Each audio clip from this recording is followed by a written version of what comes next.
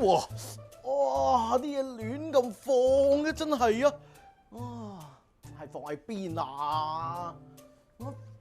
哎呀！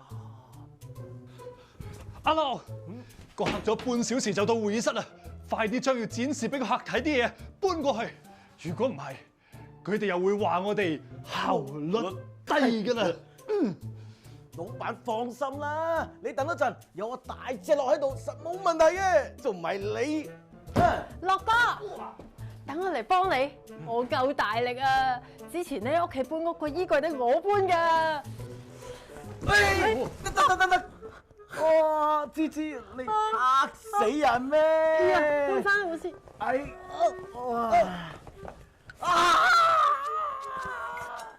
我條腰啊，拉一拉啊，好痛！停啊！你哋兩個都唔好喐。阿樂，你嘅姿勢錯晒。芝芝，你咁樣夾硬幫手更加係危險。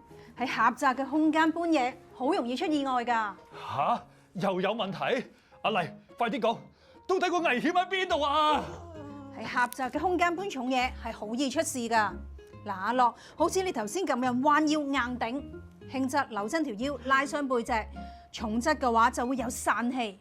嗱，頭先個箱跌落嚟嘅話，個邊角會整親隻手；如果佢重嘅話，仲會砸親你隻腳。長期落去嘅話，仲會椎間盤脫出添啊！哇，原來咁嚴重㗎！我以為只要夠大力，然之後一齊嗌口號，咁就得㗎咯喎！係啊，唔得㗎！搬重嘢之前要做足9項嘅安全措施。首先要保持良好嘅照明，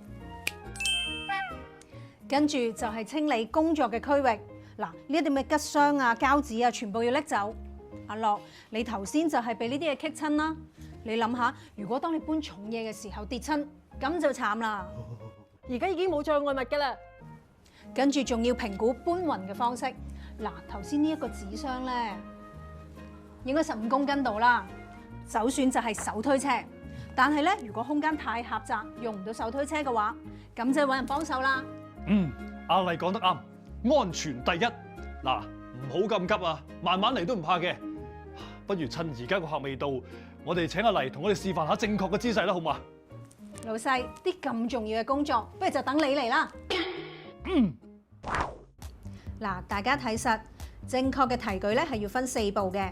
首先，企近物件，雙腳前後企，同紙箱保持1拳嘅距離，屈膝蹲低，千祈唔好彎腰，背部要挺直。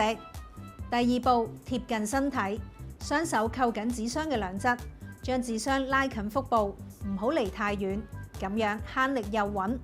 第3步，用腿發力，起身嘅時候靠大腿力支撐，唔係用腰力，動作要慢，唔好急住衝。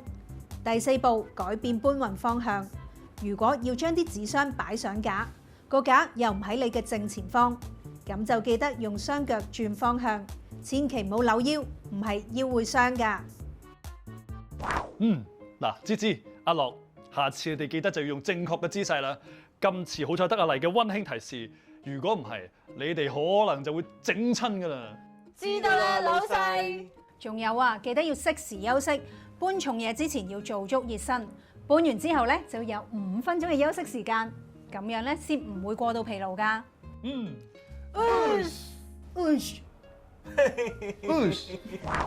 搬運物件有風險，不當姿勢易傷身，職安知識記在心，工作平安勝萬金。